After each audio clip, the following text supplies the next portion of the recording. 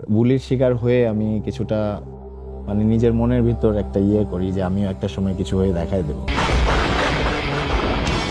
আমরা আসলে সিনেমাতে বলি বা অন্যান্য জায়গাতে বলি যে ফিগারগুলো দেখে আমরা ওয়াও ফিল দেই, সেই ওয়াও ফিলগুলো আমাদের দেশেও সম্ভব। আমি বাংলাদেশে ফার্স্ট এবং প্রথম আইএফবিবি প্রো। 2014-তে 7টা গেম খেলেছি, আমি 7টাতেই চ্যাম্পিয়ন। এখন পর্যন্ত আপনি কি পরিমাণে ইনভেস্ট করেছেন? এখন পর্যন্ত আমার যত ইনভেস্ট হয়েছে আমি ঢাকা শহরে বাড়ি করতে পারতাম। কয়েক কোটি টাকার গল্প তাহলে। আমরা জানি যে বডি বিল্ডিং ব্যাপারটা এখন গ্রামে গঞ্জে ছড়িয়ে গেছে। আসার সাথে সাথেই এয়ারপোর্ট থেকে শুরু করে এখন পর্যন্ত আপনি দেখেছেন হয়তোবা এই শোর হাইপ এখান থেকে এখানে উঠে গেছে। 2014-তে প্রথম মিস্টার বাংলাদেশ হই আমি। সিক্স প্যাক হওয়ার পরেও পেটটাকে ভ্যাকিউম করে ফেলা। আমার তো রীতিমতো ভয় লাগে রীতিমতো যে এই শরীরে এরকম কেন।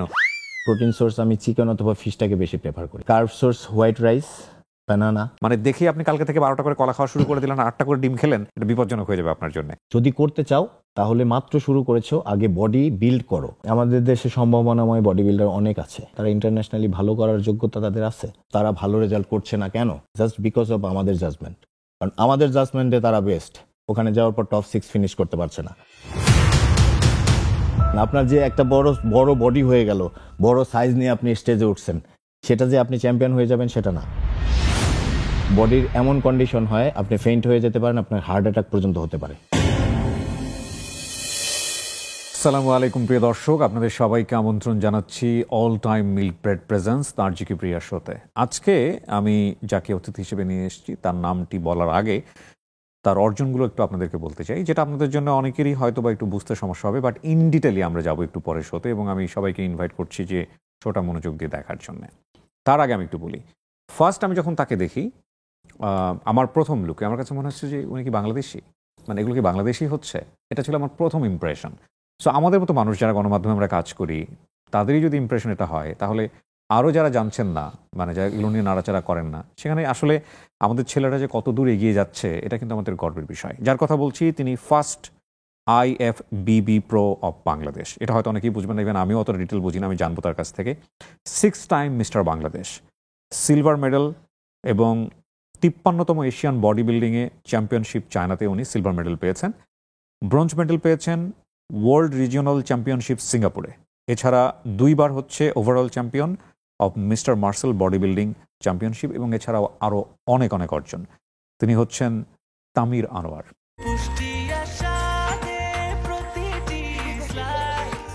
ব্রেকফাস্ট, টিফিন কিংবা স্ন্যাক টাইমে মজাদার আয়োজন মানে অল টাইম ব্রেড। আমি খুবই সম্মানিত বোধ করছি আপনাকে আজকে আমার অনুষ্ঠানে পেয়ে। কেমন আছেন? Thank you so much. আলহামদুলিল্লাহ ভালো। আপনার নামের পাশে দেখতে পাচ্ছি IFBB প্রো, এটা আসলে একটু আমাদেরকে যদি বোঝান প্রথমে। আমি বাংলাদেশে ফার্স্ট এবং প্রথম আইএফবিবি প্রো। আইএফবিবি প্রো হলো IFBB, international federation of body building and fitness. আচ্ছা, সেটাকে IFBB প্রো তখনই হবে কেউ যখন সে একটা প্রো কোয়ালিফায়ার গেমে চ্যাম্পিয়ন অফ দ্য চ্যাম্পিয়ন্স হবে, ওভারঅল চ্যাম্পিয়ন হবে। আচ্ছা, এটা কোথায় হয়? এটা বিভিন্ন কান্ট্রিতে হয়, তো আমি যেটাতে হয়েছি সেটা থাইল্যান্ডে হয়েছিল। আচ্ছা, তো থাইল্যান্ডে আমার সেগমেন্ট ছিল ক্লাসিক ফিজিক ক্যাটাগরি। ওকে। তো ক্লাসিক ফিজিক ক্যাটাগরির ক্লাস A ডিভিশনে আমি খেলেছি। এরকম 4টা ডিভিশন ছিল, B, C, D। তো 4 ক্যাটাগরির 4জন চ্যাম্পিয়নকে নিয়ে আবার স্টেজ পারফর্ম হয়, সেখান থেকে চ্যাম্পিয়ন অফ দ্য চ্যাম্পিয়ন্স অর্থাৎ ওভারঅল চ্যাম্পিয়ন সেটা আমি হয়েছি। কত সালে এটা? 2022 নভেম্বর। তামির ভাই, আপনার জন্ম কোথায় এবং আপনার পারিবারিক ব্যাকগ্রাউন্ডটা যদি একটু আমাদেরকে বলেন। আমার জন্ম ঢাকা জেলার নবাবগঞ্জে উত্তরবাড়রা গ্রামে। জি। আমার ব্যাকগ্রাউন্ডটা আমি বলি, আমার কোয়ালিফিকেশন ব্যাকগ্রাউন্ড হলো আমি ম্যাথমেটিক্সে অনার্স মাস্টার্স। ওকে, কোথা থেকে? সাভার বিশ্ববিদ্যালয় কলেজ থেকে অনার্স, ঢাকা কলেজ থেকে মাস্টার্স। ওকে। তো আপনার ফ্যামিলি থেকে আর কেউ ছিলেন এরকম বডি বিল্ডিং করতেন বা এরকম খেলাধুলার সঙ্গে যুক্ত ছিলেন? বডি বিল্ডিং করতেন এরকম কেউ ছিল না, তবে আমার বড় ভাইয়া, আমি যখন স্কুলে পড়ি, উনি তখন ইউনিভার্সিটিতে পড়ে, উনি টুকটাক ওয়ার্কআউট করতেন। আচ্ছা। এবং উনি আমাকে ইনফ্লুয়েন্স করেছিল যে পুশ আপ দাও, গাছে রিং বেঁধে দিয়েছিল, এখানে ঝুলো। হ্যাঁ। এবং সেখান থেকে আমার শুরুটা হয়েছিল স্কুল লাইফ থেকে, এবং ছোটবেলা থেকেই আমি ভীষণ স্পোর্টস প্রেমী। ওকে। আমি স্কুলের যে গেমগুলো হয় স্পোর্টস গেম, সেখানে আমি সবসময় 100 মিটার, 200 মিটার এবং দীর্ঘ লাপে চ্যাম্পিয়ন ছিলাম। ক্লাস 3-তে আমার একটা মজার বিষয় আছে যেটা আমি শেয়ার করতে চাই। জি প্লিজ। সেটা হলো আমি ভীষণ খেলাধুলা প্রিয় ছিলাম। তো গ্রামে যে দাঁড়িয়ে বান্ধা খেলা হয় না, সেই খেলাটা খেলতে গিয়ে ওই আপনি ধান কাটার কাঁচি তো চেনেন, হ্যাঁ হ্যাঁ, সেই কাঁচি ছিল ওখানে, ওই কাঁচিতে লেগে আমার সেকেন্ড ফিঙ্গার পায়ে, লেফট পায়ের হ্যাঁ, 2 ভাগ হয়ে গিয়েছিল। ওহো, তো ওইটা ওই মানে পায়ের ওই কাঁটাটা নিয়ে 2-3 দিন পর বোধহয় আমার ইয়ে ছিল, ব্যান্ডেজ ছিল। 2-3 দিন পর আমার স্পোর্টস ডে ছিল প্রাইমারি স্কুলে, ক্লাস 3-তে পড়ি তখন আমি। ওকে, তো আম্মু বলেছিল খেলতে হবে না, তুমি যাও শুধু দেখে এসো। তো আমি ওখানে গিয়ে খেলে দিয়েছি এবং 3টাতেই চ্যাম্পিয়ন হয়েছি। আমার মাথায় ছিল না যে আমার পা কাটা। ওকে। সো খেলাধুলা আপনার ব্লাডে। জি। এবং শুধু প্রাইমারি স্কুল না, তখন তো প্রাইজ বলতে কি একটা ভালো কলম অথবা একটা খাতা অথবা কাপ্রিস। তারপর হাই স্কুলেও সেম, আমি ক্লাসে সবার ছোট ছিলাম। তো ক্লাস 10 পর্যন্ত আমার গ্রোথ খুব বেশি হয়নি। আচ্ছা, ইভেন ইউনিভার্সিটির ফার্স্ট ইয়ারেও আমার গ্রোথ খুব বেশি ছিল না। স্কুল কলেজে আমার গ্রোথ খুবই কম ছিল। আমি স্কুলে 3টা দল থাকে, আপনার ছোট দল, মাঝারি দল, বড় দল। আমি সবসময় ক্লাস 10এও ছোট দলে, মানে স্পোর্টস ডেতে ছোট দলে খেলতাম। সিরিয়াসলি। আপনার হাইট কত এখন? এখন 5'7". আচ্ছা, ভীষণ থিন ছিলাম এবং ছোট ছিলাম। স্কুলে ক্লাসে সবার ছোট ছিলাম আমি, এবং ফ্রেন্ডদের অনেক ক্রিটিসাইজের শিকারও হয়েছি। থাকে মানে বডি দুর্বল থাকলে অনেক সময় বুলিং এর শিকার হতে হয়। বুলিং এর শিকার হয়েছি স্কুলে, কলেজেও সেম। আমার কলেজ ছিল দেবেন্দ্র কলেজ, মানিকগঞ্জ। তো ওখানে ফ্রেন্ডদের শিকার, বুলির শিকার হয়ে আমি কিছুটা মানে নিজের মনের ভিতর একটা ইয়ে করি যে আমিও একটা সময় কিছু হয়ে দেখাই দেব। আচ্ছা, তখন থেকে আসলে জিমটা ওভাবে করা হয়নি, মানে জিম করার শখ ছিল আগে থেকে, ভাইয়া আমাকে টুকটাক শিখিয়েছিল। তারপর যখন কলেজে গেলাম, আমাদের গ্রামে তো তখন স্যাটেলাইট মানে ইয়ে ছিল না, ডিশ ছিল না, আমি দেখতে পারতাম না, শুধু বিটিভি ছিল। বিটিভিতে রেসলিং দেখতাম তখন। রক আমার ভীষণ প্রিয় ছিল আমারও ওই সময় থেকেই। তারপর যখন আমি মানিকগঞ্জের থেকে পড়াশোনা শুরু করলাম, ওখানে থেকে আমি ডিশে বিভিন্ন মুভি দেখতে পারলাম। ফার্স্ট মুভি দেখলাম আর্নল্ড শোয়ার্জনেগারের টার্মিনেটর 2, খুবই পপুলার। ওটা দেখার পর আমার মানে একটা আরো ইন্সপায়ার্ড হলাম যে আমি একটা সময় বডি বানাবো, এবং এটা একটা রিজন। আবার সালমান খানকে দেখে আমি ভীষণ ইন্সপায়ার্ড হয়েছি। আর মেইন রিজন ছিল যে তখন আমি এক সময় বডি বানায় আমাদের ফ্রেন্ডদের দেখায় দিব, যেহেতু বুলিং এর শিকার হয়েছি। হ্যাঁ, ওকে, এটা মেইন রিজন ছিল, তখন থেকেই শুরুটা। তো আমি তখন নিজেই করতাম, কারণ মানিকগঞ্জ কোনো ভালো জিম ছিল না। ওখানে নিজে করার পর আমার জেনেটিক ভীষণ ভালো, আলহামদুলিল্লাহ। তো পুশ আপ, পাওয়ার টুইস্টার, তারপর রিং ঝুলে, এগুলো আস্তে আস্তে করতে করতে ছোলা বাদাম খেতাম তখন। ডায়েট সম্পর্কে ধারণা ছিল না। সিনিয়র এক ভাই ছিল, তিনিও করতো, আমি তার সাথে সাথে করতাম। তো সেখান থেকে আমার বডি সুন্দর একটা শেপ এসে যায়। তখন থেকে আমি স্কিন টাইট গেঞ্জি পরতাম। তারপর ওখান থেকে যখন আমি ইন্টার শেষ করলাম, শেষ করে আমি সাভার কলেজ বিশ্ববিদ্যালয় কলেজে ভর্তি হলাম। তো সাভারে একটা জিম পেয়েছিলাম আমি, মোটামুটি কিছু ইনস্ট্রুমেন্ট ছিল। তো ওখান থেকে করতে করতে, ওখানে ভালো কোচ ছিল না, ট্রেনার ছিল না, বাট সিনিয়র এক ভাই পেয়েছিলাম, তার বডি ভীষণ ভালো ছিল। সে আমার বেশ কিছু বছর ধরে করছিল। ওখান থেকে তার হেল্পে আমি মোটামুটি আগে গেলাম। এরপর যখন আমি এক ছোট ভাইয়ের মাধ্যমে আমি দারুসালাম টাওয়ারে একটা জিম ছিল, ফিট অ্যান্ড স্মার্ট জিম, একদিন এই জিমটা ভিজিট করলাম। কারণ সে বলেছিল তোর বডি তো সুন্দর, এখানে কিন্তু কম্পিটিশন হয়। আচ্ছা, ঠিক আছে, তুই একবার চল ওই জিমে দেখে আসবি, ওই মালিককে তোকে দেখাই, ওনারকে দেখাই। তো ওনার দেখে বলল হ্যাঁ তোমাকে দিয়ে সম্ভব। 3 মাস পরে, 2006-এর কথা এটা, 3 মাস পরে একটা কম্পিটিশন আছে, স্বাধীনতা দিবস শরীর গঠন প্রতিযোগিতা। তো তুমি আমাদের এখানে এসে জিম করো, এখানে মেশিন ভালো আছে, তো তারপর তুমি কম্পিটিশনটা খেলো। ওকে। তো আমি রাজি হয়ে গেলাম। সাভার থেকে বাসে করে প্রতিদিন আসতাম, জিম করে আবার সাভার চলে যেতাম। ওকে। তো 3 মাস করার পর আমি ওই কম্পিটিশনে অ্যাটেন্ড করলাম এবং সেটাতে আমি 4th প্লেস হয়েছিলাম। আচ্ছা, এই ঢুকলো মাথার মধ্যে, কম্পিটিশনের মধ্যে ঢুকে গেল, তারপর তো পুরো ব্লাডে ঢুকে গেছে। এক্স্যাক্টলি। সো আপনি ওখানে ছিলেন নাকি এরপরে আপনি কোথাও কোনো জিমে গেলেন, প্রফেশনাল কোনো জিমে? না, প্রফেশনালি আমি কোনো জিমে যাইনি। আমি 4 বছর, 2006 থেকে 2010 পর্যন্ত 4 বছর আমি সাভার থেকে দারুসালামে এসে আমি জিম করেছি।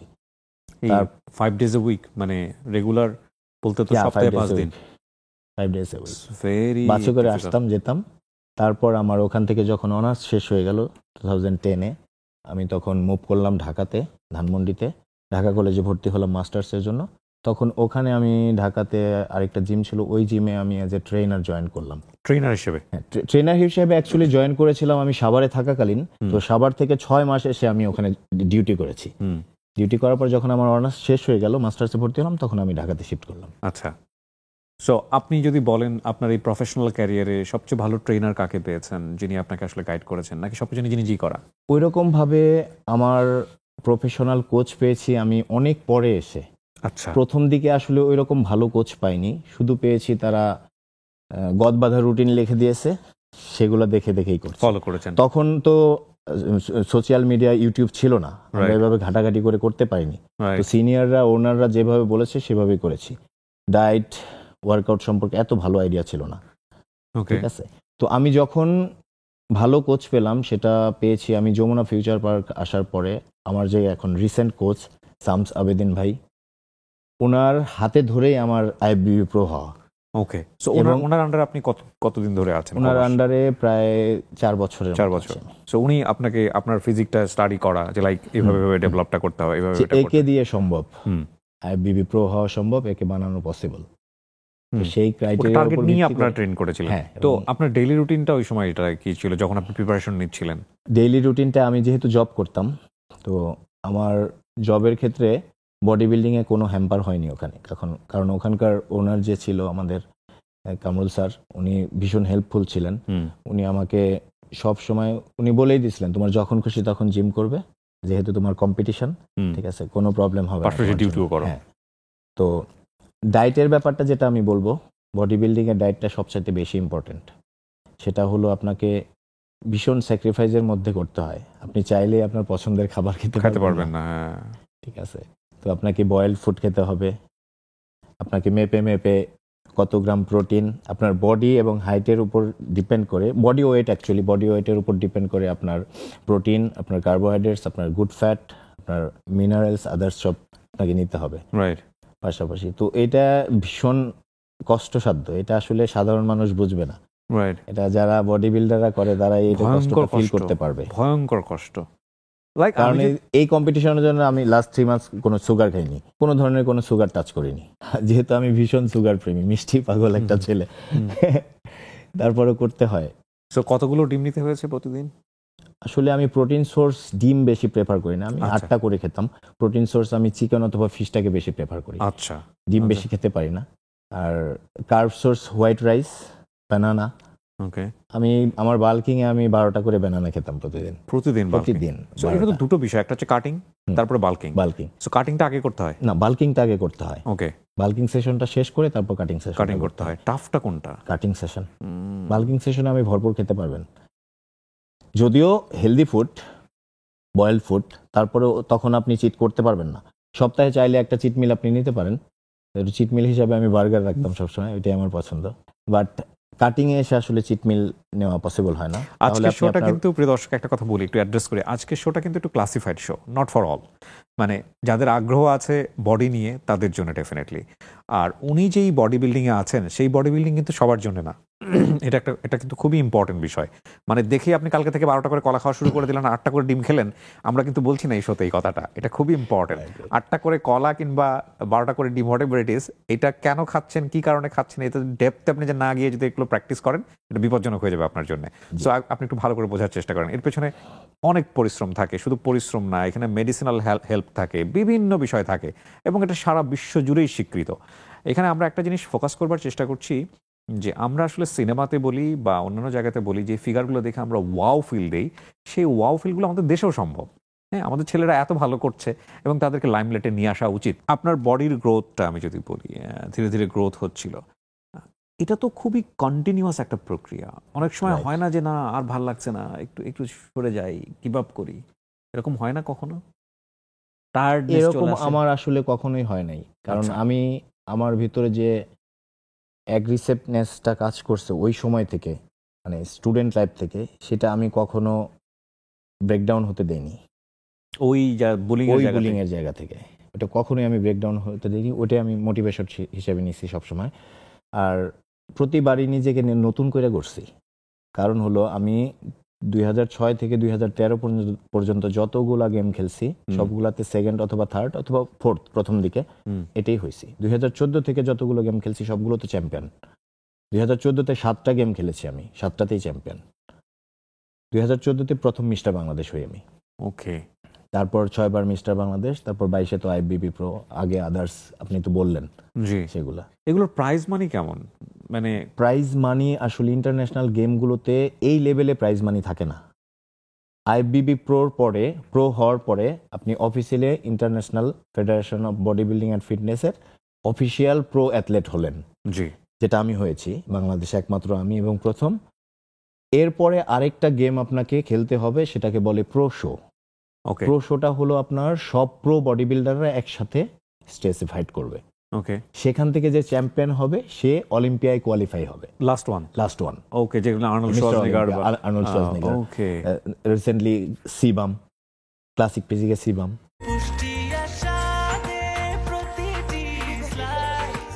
ব্রেকফাস্ট, টিফিন কিংবা স্ন্যাক টাইমে মজাদার আয়োজন মানে all time bread. So Tamir ভাই, আমরা যেখানটায় ছিলাম যে আপনি যখন কম্পিটিশনে গেলেন, বিশেষ করে আপনি যেটা বলছেন আইএফবিবি প্রো, রাইট? সো এই কম্পিটিশনে যাওয়ার আগে তো আপনি বেশ কয়েকবার মিস্টার বাংলাদেশ হয়েছেন, হ্যাঁ, রাইট? সো ওই কম্পিটিশনে যাওয়ার পরে ইন্টারন্যাশনালি আপনি কি দেখলেন, অভিজ্ঞতাটা কেমন? থাইল্যান্ডে, ইন্টারন্যাশনালি অভিজ্ঞতাটা তো থাইল্যান্ডের আগেও আমার হয়েছে, হ্যাঁ, তবে থাইল্যান্ডেরটা ছিল একটু অন্যরকম, কারণ এটা অলিম্পিয়া লেভেলে যাওয়ার প্রথম ধাপ, রাইট, যেটা আমি পার করে আসছি। তো এটা টোটালি ডিফারেন্ট ছিল।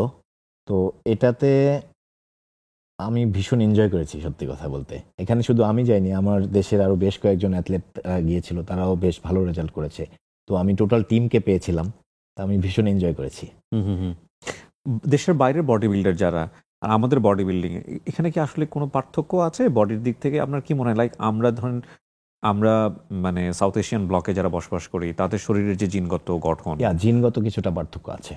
যেমন মিডল ইস্টের যারা আছে তারা একটু জায়ান্ট হয়, হ্যাঁ, রাইট, ঠিক আছে, ওদের জেনেটিক্যালি ওরা জায়ান্ট। এবং মিস্টার অলিম্পিকও যারা হয়েছে তাদেরকে দেখলেও তো মনে অনেক হয়, giant। আমার তো রীতিমতো ভয় লাগে রীতিমতো যে এই শরীরের এরকম কেন। হ্যাঁ, বেশ কয়েকবার But আমার যে ইন্টারন্যাশনালি সেগমেন্ট, সেটা হলো ক্লাসিক ফিজিক। তো সেটাতে আপনাকে হাইট এবং ওয়েটের ভিত্তিতে আপনাকে খেলতে হবে। আপনার হাইট অনুযায়ী একটা ওয়েট সিলেক্ট করা থাকবে, ওই হ্যাঁ। ওয়েটের ওভার ওয়েট আপনাকে হওয়া যাবে না। ওকে, আর ওপেন বডি বিল্ডিং এ আপনার কোনো ওয়েট লিমিট নেই, এটা আপনি আপনার মতো করে ওয়েট ক্যারি করতে পারবেন। আপনার ড্রিম বডি বিল্ডার কারা, মানে যাদেরকে আপনি ফলো করেন, যাদেরকে আপনার দেখলে অনেক বেশি ইন্সপায়ার লাগে? আর্নল্ড শোয়ার্জনেগার সব সময়, অল টাইম। Okay, রিসেন্টলি আমার ভালো লাগে ক্রিস বামস্টেড, ওকে। ক্লাসিক ফিজিং চ্যাম্পিয়ন যিনি। আর্নল্ড শোয়ার্জনেগারকে কেন আপনার মনে হয় যে আর্নল্ড শোয়ার্জনেগারের পরে তো আরো অনেকেই আসছেন, রনি কুলম্যান থেকে শুরু করে, No, কেন ভালো লাগে না, অ্যাস্থেটিকনেস। ওকে, আর্নল্ডের যে অ্যাস্থেটিকনেস ছিল ওই সময়ের পর 90s যেসব বডি বিল্ডার্স ছিল, লাইক আপনি বললেন রনি কোলম্যানের কথা, হ্যাঁ, ওই সময়ে বডির সাইজ অনেক বড় ছিল, কিন্তু অ্যাস্থেটিকনেস ছিল না তাদের মধ্যে। তাদের গার্ড বড় ছিল, বাবল গার্ড ছিল, Yep. যেটা নিয়ে আর্নল্ড একবার কথা বলেছিল। এবং তারপর থেকেই আপনার এখনকার যে বড় বডি বিল্ডাররা, মানে ওপেন বডি বিল্ডিং এ যারা অলিম্পিয়াতে কম্পিট করে, তারা তাদের গার্ড নিয়ে ভীষণ ভীষণ ভীষণ সচেতন। মানে তারা এখন ভ্যাকুয়াম করতে পারে। ক্লাসিক ফিজিকে যেমন আমার ক্যাটাগরি যেটা, সেটাতে ভ্যাকুয়ামের একটা আলাদা পোজই আছে, ভ্যাকুয়াম পোজ যেটাকে বলে। তো এটা ভীষণ ইম্পর্টেন্ট। এটা যদি আপনি পোজিং এর ক্ষেত্রে না করে এমনিতেও করেন, আপনার ওয়েস্টল্যান্ড ন্যারো থাকবে, রাইট, আপনার বাবল গার্ড হবে না কখনো। ওকে, যেটা বাবল গার্ড থাকে যদি কারো, স্টেজে দেখতে ভেরি অড লাগে। রাইট।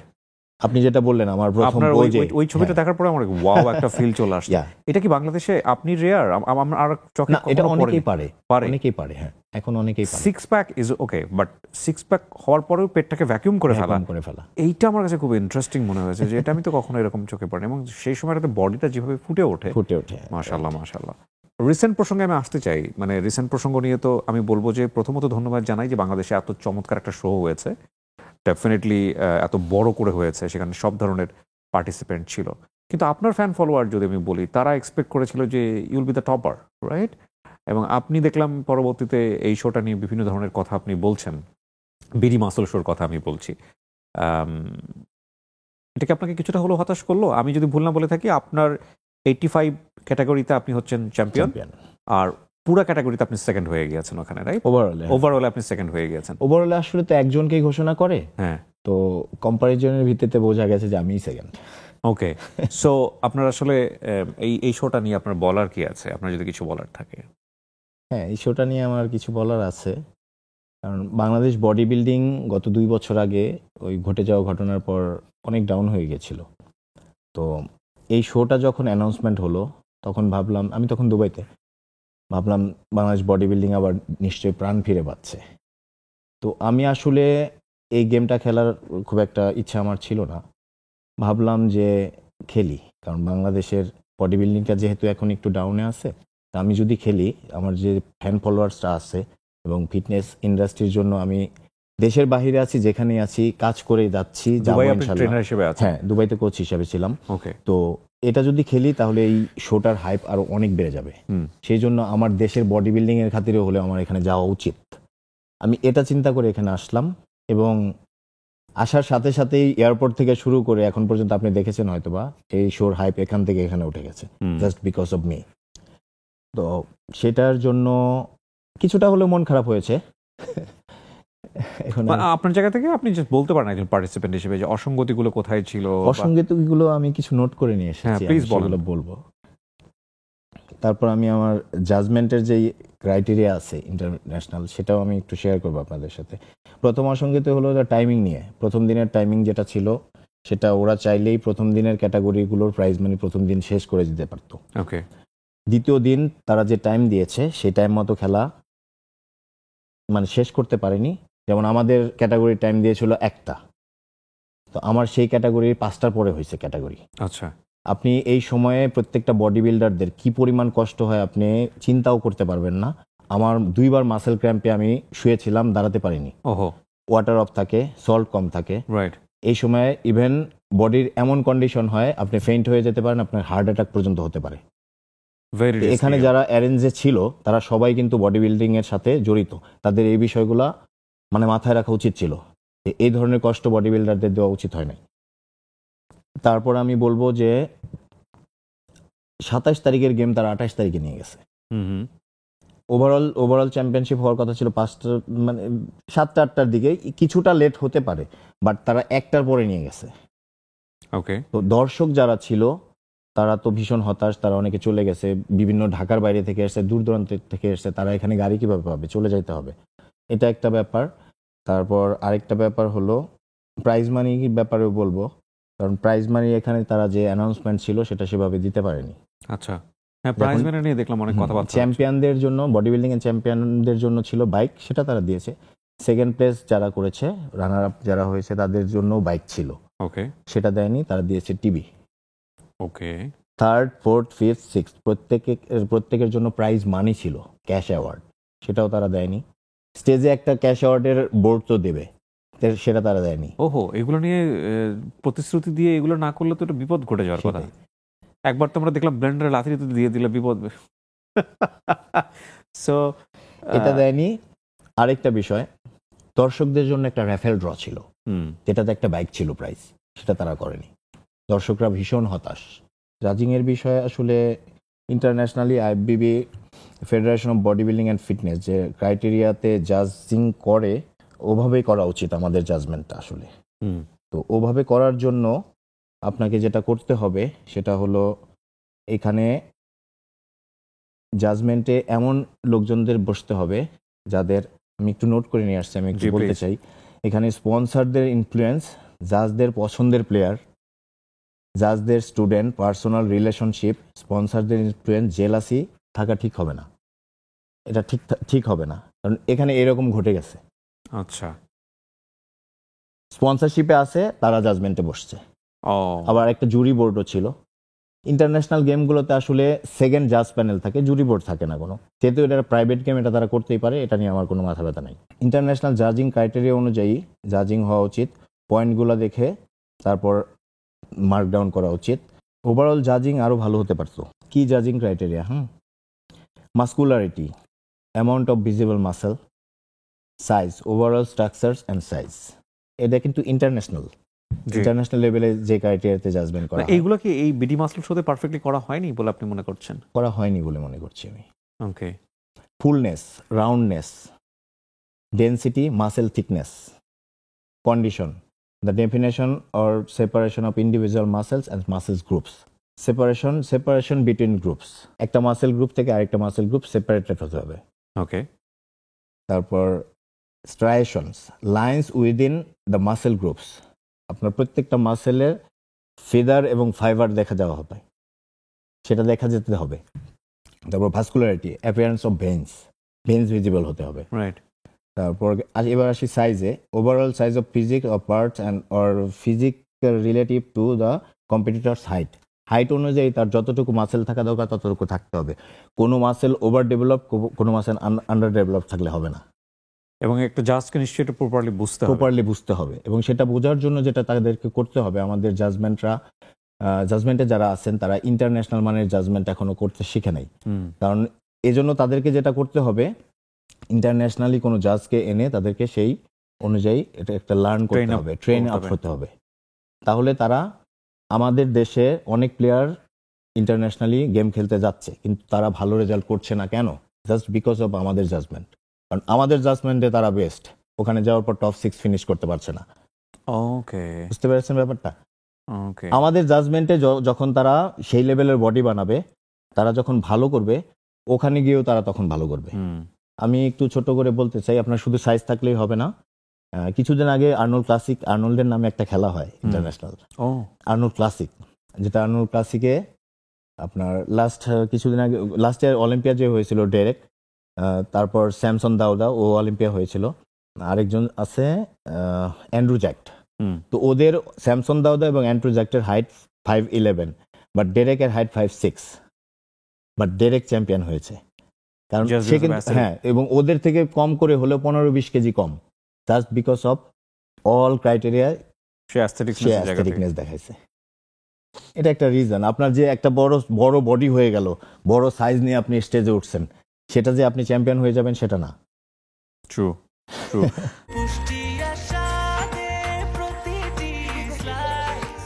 ব্রেকফাস্ট, টিফিন কিংবা স্ন্যাক টাইমে মজাদার আয়োজন মানে অল টাইম ব্রেড। যেটাকে আমরা বলি যে একসময় বোধহয় টেস্টোস্টেরন নিতে হয়, রাইট? সো আমি তো কালকে গিয়েই একজনের কাছ থেকে পরামর্শ নিয়ে এটা আমি বডিতে নিতে পারি না। এটা নিশ্চয়ই একটা প্রপার ম্যাথ আছে এবং কারো না কারো কাছে প্রপারলি যাওয়া উচিত। আপনার এই শোটা গ্রামেগঞ্জের মানুষ থেকে শুরু করে অনেকেই দেখবে। আমরা জানি যে বডি বিল্ডিং ব্যাপারটা এখন গ্রামেগঞ্জে ছড়িয়ে গেছে। অনেকে অনেক সময় বলে থেকে জুস নেয়া বা এটাকে নেয়া, ফান করেও বলি অনেক সময়।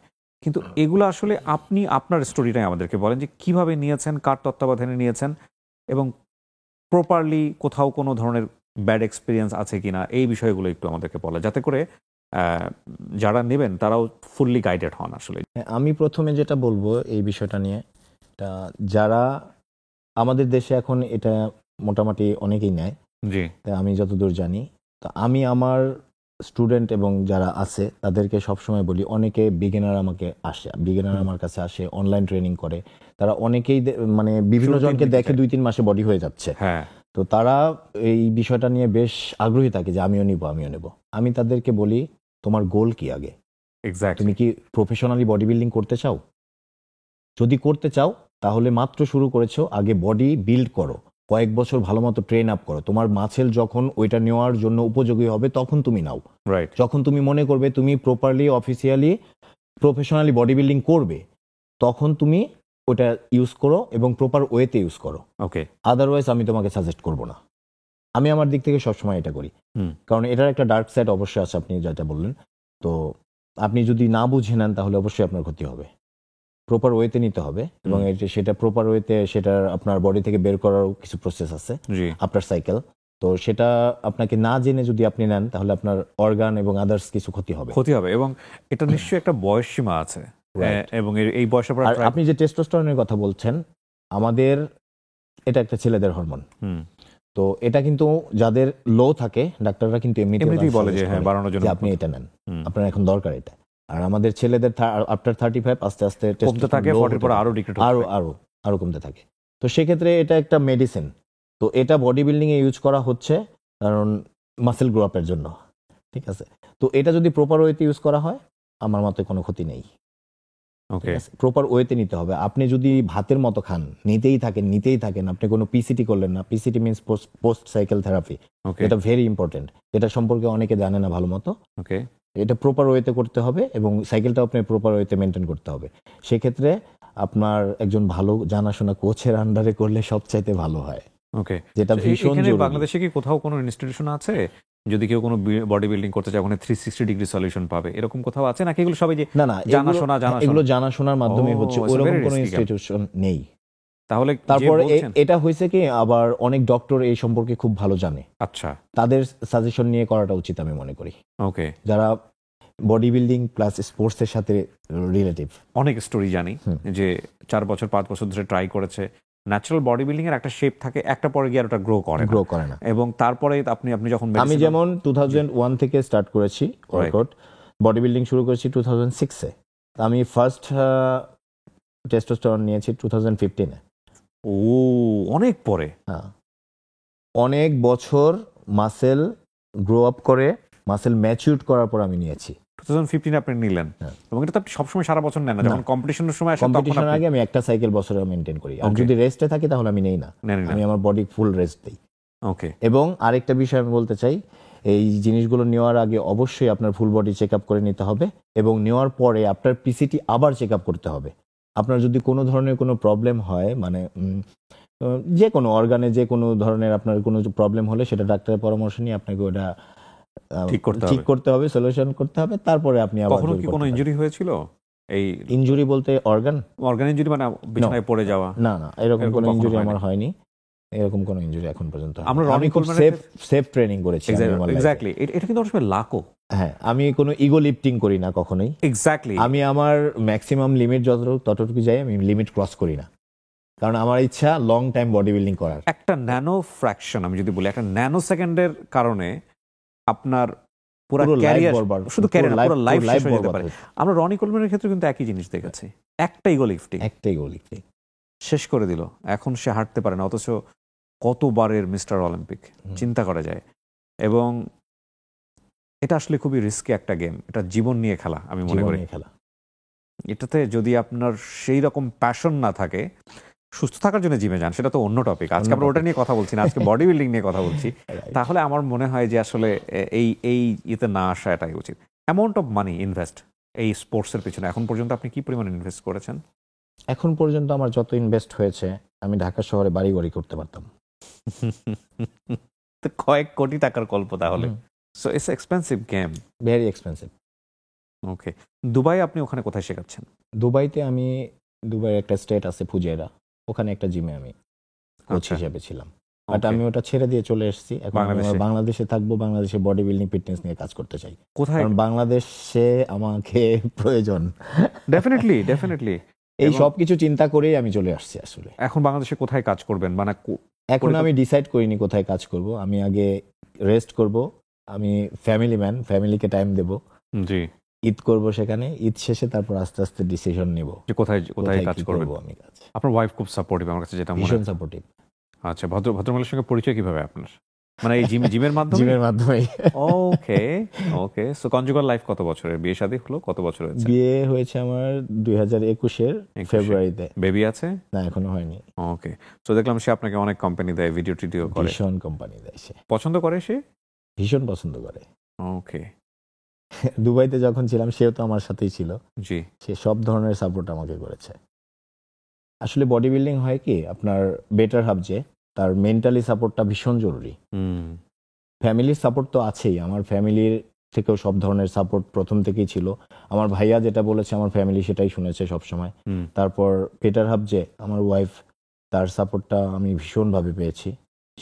সেটা বিয়ের আগে থেকে, আমাদের লাভ ম্যারেজ, বিয়ের আগে থেকেই সে আমাকে ভীষণ সাপোর্ট করতো, বিয়ের পর থেকে আরো বেশি সাপোর্ট করে। ওকে। তো এই জিনিসটা ভীষণ জরুরি, যেটা আমি তার কাছ থেকে পেয়েছি। সো আপনি ফুল ক্যারিয়ারটা জিমে করেছেন এবং ফিউচারে জিম নিয়েই থাকতে চান? ফিটনেস এখন- নিয়ে কাজ করব ডেফিনেটলি।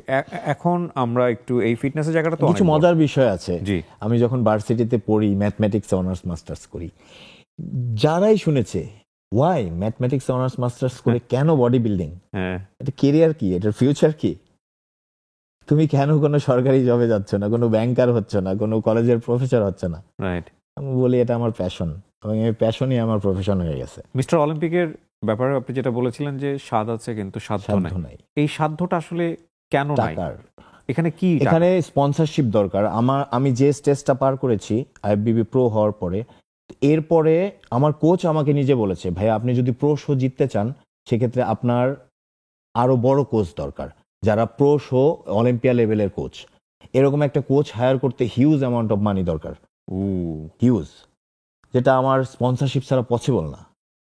কারণ আমার জব করে ফ্যামিলি চালাইতে হয়, আমার বডি বিল্ডিং চালাইতে হয়, সবকিছু আমার নিজের করতে হয়। রাইট। হ্যাঁ, আমি যে বড় বড় গেমগুলো খেলেছি সেটাতে আমি যে কিছু স্পন্সর পাইনি তা না, বেশ কিছু স্পন্সর আমি পেয়েছি এবং ভালো অ্যামাউন্টই পেয়েছি, যেটা আমাকে ভীষণ হেল্প করেছে। এবং সেটা আমার কিছু পার্সোনাল ক্লায়েন্ট, কিছু ভাই ব্রাদার ছিল, তারা আমাকে সব দিক দিয়ে সাপোর্ট করেছে, যেটা আমাকে ভীষণ হেল্প করেছে। তো এরকম সাপোর্ট তো পেতে হবেই, প্লাস আরও বড় ধরনের সাপোর্ট আমার দরকার। তাহলে আমি হয়তো প্রোশো খেলতে পারবো এবং জিততে পারবো এবং অলিম্পিয়া স্টেজে যেতে পারবো। ইনশাআল্লাহ ইনশাআল্লাহ। ইনশাআল্লাহ। আমাদের ছেলেরা এত দূর পর্যন্ত যেহেতু গেছে, একদিন তারা হ্যাঁ, মিস্টার আমাদের দেশে অলিম্পিকও বডি খেলবে। বিল্ডিং অনেক আগেছে। তো আমাদের দেশে সম্ভাবনাময় বডি বিল্ডার অনেক আছে। তারা যদি প্রপার গাইডলাইন পায় এবং পৃষ্ঠপোষকতা পায়, তারা ইন্টারন্যাশনালি ভালো করার যোগ্যতা তাদের আছে। ডেফিনেটলি।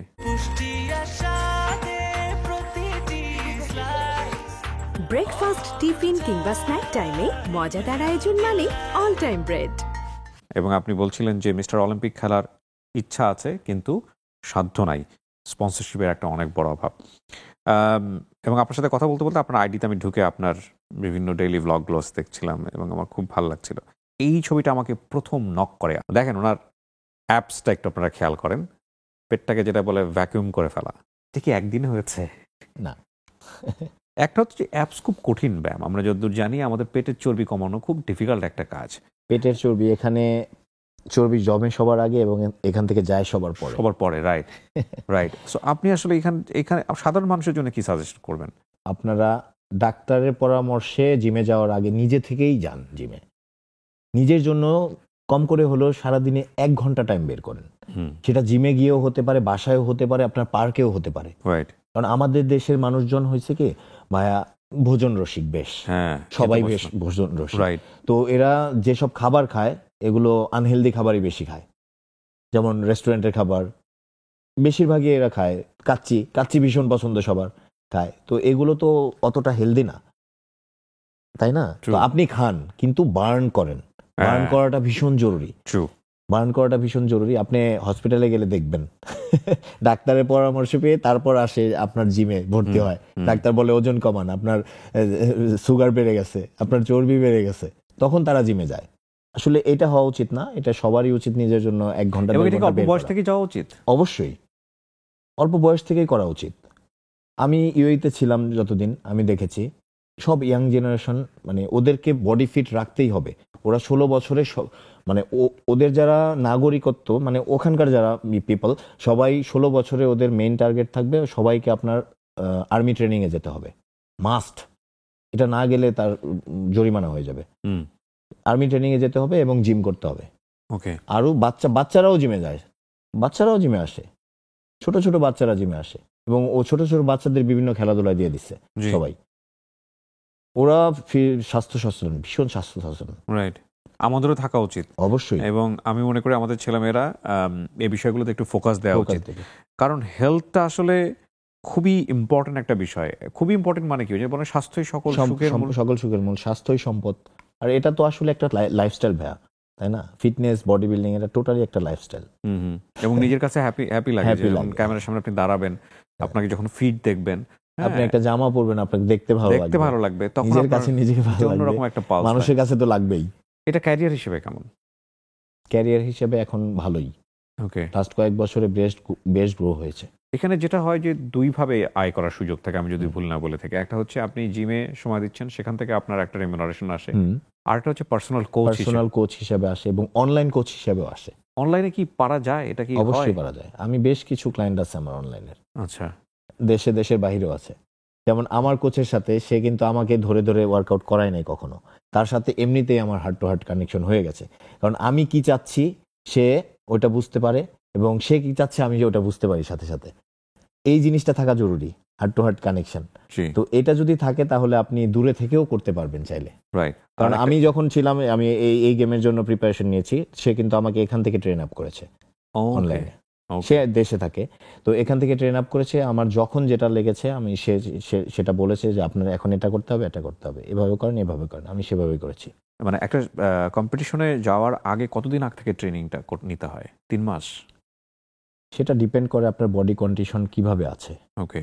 আপনি যদি দেখেন আপনার বাল্কিং করা আছে, সেক্ষেত্রে আপনি কাটিংয়ে যেতে চাচ্ছেন, তো যেতে পারবেন 3 মাসে পসিবল একটা বডিকে কাটিং করা। এটা অনেকটা ডিপেন্ড করে আপনার বডি টাইপের উপর। আপনার বডিতে যদি ফ্যাট পার্সেন্টেজ বেশি থাকে তাহলে 3 মাসে হবে না। যদি কম থাকে, আপনি যদি বাল্কিংয়ে আপনি ডার্টি বাল্ক না করে ক্লিন বাল্ক করেন, সেক্ষেত্রে আপনি 3 মাসে সুন্দর মতো প্রিপারেশন নিতে পারবেন। ওকে, বাট আমি যেটা বলবো, দেশের গেমের জন্য ইটস ওকে 3 মাস, but for an international game it's not enough. এবং শুধুমাত্র আমরা এই বডি ফিটনেস বলতে আমরা যদি বলি বা বডি বিল্ডিং বলতে শুধুমাত্র জিম বললে বুঝলে হবে না। It's a completely 360 degree life. আপনার ঘুমানো থেকে শুরু করে আপনার খাদ্যাভ্যাস থেকে শুরু করে এভরিথিং পুরা লাইফস্টাইল কিন্তু এর সঙ্গে জড়িত। সো তামির ভাই, ওয়ান্ডারফুল, আপনার সঙ্গে বসে আমার খুব ভালো লেগেছে। আমি একটা কথা বলতে চাই। জি। তো আমি কখনো এভাবে কোনো ইন্টারভিউ দেইনি। আমি এমন একটা প্ল্যাটফর্ম চেয়েছিলাম যেটাতে আমি আমার মন ভরে, মন খুলে, প্রাণ খুলে বলতে পারবো আমার সবকিছু, এবং সেটা এখানে পেয়ে গেলাম আমি কিবরিয়া ভাইয়ের সাথে। তো আমি ভীষণ হ্যাপি এবং আমিও খুব প্রাউড ফিল করছি। আপনার প্রথমত আপনার ওই মাস্ক পরা এই একটা ছবি, এটা আপনি আরেকটা জিনিস জেনে খুশি হবেন, এই ছবি আমি থাইল্যান্ডে যাওয়ার আগে আমার আরেকটা ছবি পাবলিশ হয়েছিল। এটা আপনি দেখেছেন কিনা জানি না। না, এটা দেখিনি আমি। ওয়াও, এটা কিন্তু ওয়ার্ল্ড ওয়াইড অনেক ফেমাস একটা ছবি। এটা আমার ছবি থাইল্যান্ড যাওয়ার আগে। তো এই ছবিটা ভীষণ পপুলার হয়েছে। তো এটা ওই ফিট বাংলাদেশ ওরাই করেছিল, এবং এবার আসার পরও ফিট বাংলাদেশ ওই মাস্ক পরা যে ছবিটা আপনি দেখেছেন, আরো বেশ ভালো কিছু ছবি, বিউটিফুল ওয়ান। এবং ফ্যাক্ট হচ্ছে কি, মানে প্রমোশনগুলো এরকম ছিল যে এদেরকে দেখে কি বাংলাদেশি মনে হয়, এরা কারা, কোথা থেকে আসছে। এবং আরেকটা জিনিস ভীষণ ভালো লাগে ভাইয়া, বাংলাদেশে আগে সব বিদেশি বডি বিল্ডারদের ছবি ছিল, এখন বাংলাদেশি বডি বিল্ডারদের ছবি, দেশি বডি বিল্ডারদের ছবি। এটা ভীষণ ভালো লাগে। নিশ্চয়ই, you guys are the pioneer, এবং আপনারা কাজ করে যাচ্ছেন। আমাদের ছেলেমেয়েরা যারা আছে পরের জেনারেশনের, তারা এই তামির আনোয়ারদের হাত ধরেই সামনে এগিয়ে যাবে ইনশাআল্লাহ। অনেক ভালো থাকবেন, অনেক ধন্যবাদ। জি দর্শক, এই ছিল আমাদের আজকের আয়োজন। যারা তখন আমাদের সঙ্গে ছিলেন তাদেরকে ধন্যবাদ জানিয়ে আমরা আজকের মতো এখানেই শেষ করছি। আসসালামু আলাইকুম।